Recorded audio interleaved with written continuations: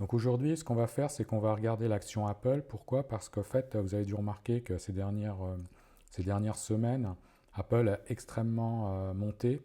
Donc on va regarder un peu où on en est et qu'est-ce qu'il vaudrait mieux faire dans les semaines et les mois à venir. Donc on va tracer une trendline, un peu au hasard, comme ça. Et maintenant, on va l'affiner de façon à ce qu'elle fasse office de support résistance. Donc je vais la mettre comme ça. Vous voyez, là, elle fait résistance. Là, elle fait support. Donc il faut la bouger un peu. Voilà. Donc là, elle fait résistance. Là, elle fait support, pardon. Là, elle fait résistance. Résistance. Et là, on l'a cassé. Alors, je vais zoomer un peu pour l'affiner. Donc là, on était en mensuel, hein. Là, on va passer en journalier. Ouais, vous voyez, elle n'est pas super bien tracée. On va la mettre comme ça. Et là, vous voyez carrément la résistance. Là, c'est chirurgical. Ici, vous avez un magnifique pullback. J'avais signalé dans le groupe Facebook. C'était un point d'achat, clairement. On a pile buté sur la droite. Alors si on remonte dans le temps, vous voyez là, magnifique, hein, c'est chirurgical, hein. Attendez, je vais passer en hebdo, ça sera peut-être plus clair. Vous voyez ici, ici. Voilà, donc là vous voyez bien, là, elle a fait résistance, enfin elle a fait support, pardon, et là elle a fait résistance. Ici, là, dans cette zone-là. Peut-être il faudrait la baisser encore un petit peu.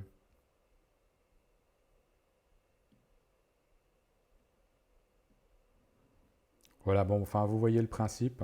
Le but c'est donc de cadrer le prix. Vous voyez là, elle fait vraiment résistance. Résistance, résistance. Donc le but, c'est de cadrer le prix. Donc maintenant, ce qu'on va faire, c'est on va voir de combien le prix dévie par rapport à cette trendline. Pourquoi? Parce que ça va nous donner une indication sur aujourd'hui, est-ce qu'on n'est pas trop suracheté ou est-ce qu'il y a encore du potentiel à la hausse. Donc on va regarder ça, on va prendre l'outil de mesure là. Donc là, vous voyez 107%. Ça veut dire qu'on a dévié de 107% par rapport à la trendline. La trendline, c'est quoi? La trendline, c'est en fait ce qu'on appelle en anglais la fair value, c'est-à-dire la bonne valeur ou la valeur honnête d'Apple. Ici, on va faire une mesure aussi et on voit qu'on a dévié de 85%. Alors si on regarde maintenant aujourd'hui, voilà, on est aux alentours de 30%. Donc, qu'est-ce qu'on peut en conclure? Ben, on peut en conclure qu'on a dévié de 30%, donc c'est déjà pas mal, mais que historiquement, on a déjà monté beaucoup plus haut. On est déjà monté à plus de 100%. Ça veut dire qu'aujourd'hui, Apple peut continuer à monter. Ça ne veut pas dire qu'il va monter, mais ça veut dire qu'il y a des probabilités non nulles qui continuent à monter. À l'inverse, si ça crache, vous voyez ici, c'est probablement le crack le plus violent. Non, je crois pas. 44%. Je vais regarder celui de 2008, 2009. À peu près pareil, 45%. Donc ça veut dire qu'Apple, historiquement, sur les 20 dernières années à peu près, disons 15, hein, ça commence à peu près ici, sur les 15 dernières années, les corrections les plus violentes, c'est autour de 40-45%. Donc si demain, enfin si dans les semaines à venir ou dans les mois à venir, vous voyez qu'Apple crash, eh bien, à partir de 30%, ce sera peut-être une bonne idée, peut-être même 20%, ce sera peut-être une bonne idée de commencer à faire des achats. Voilà, donc vous voyez bien l'utilité de cette droite, hein, sans aucun indicateur technique, ça nous permet d'avoir une idée d'où est-ce qu'on en est, quoi. Et donc aujourd'hui, bah, clairement, on n'est pas dans une zone d'achat. Si vous avez des actions, eh bien, à vous de voir, vous pouvez commencer à prendre des profits. Je vais vous le montrer sur l'outil de la décision que j'utilise. Sinon, bah,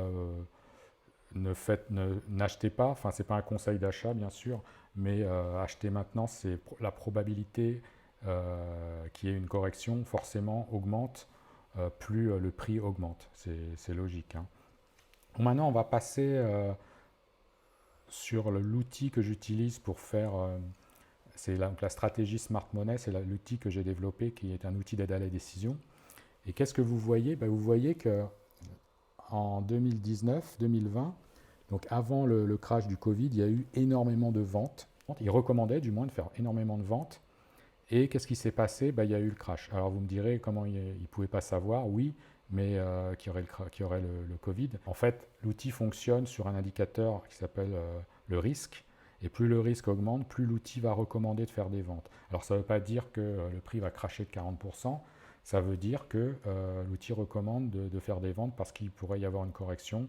Ça peut être une correction à plat, ça peut être une correction de moins 10%, moins 20%, ça on ne peut pas le savoir, mais il y a une forte probabilité qu'on corrige. Donc qu'est-ce qu'on voit aujourd'hui? On voit pareil, hein, l'outil commence à recommander de faire beaucoup de ventes parce qu'on est tout simplement en surachat. Et donc, eh bien, c'est pour ça que je disais qu'on n'est pas dans une période d'achat, mais plutôt dans une période de vente, et qu'il faut faire attention. Alors le prix peut encore monter, on l'a vu, de 60 ou 70%, il n'y a pas de problème, mais la probabilité d'une correction augmente. Donc voilà, maintenant regardez les achats.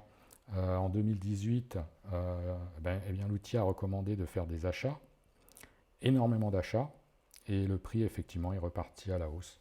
Voilà. Pourquoi il a recommandé de faire des achats? Parce que la probabilité que la baisse continue était très faible, et donc eh bien, il fallait faire des achats quand il y a une probabilité de baisse nulle ou quasi nulle. Eh bien, c'est le moment d'acheter. C'est là que la smart money, les gros investisseurs achètent. C'est quand ça a fortement craché. Alors, c'est contre-intuitif, évidemment. Les particuliers font le contraire.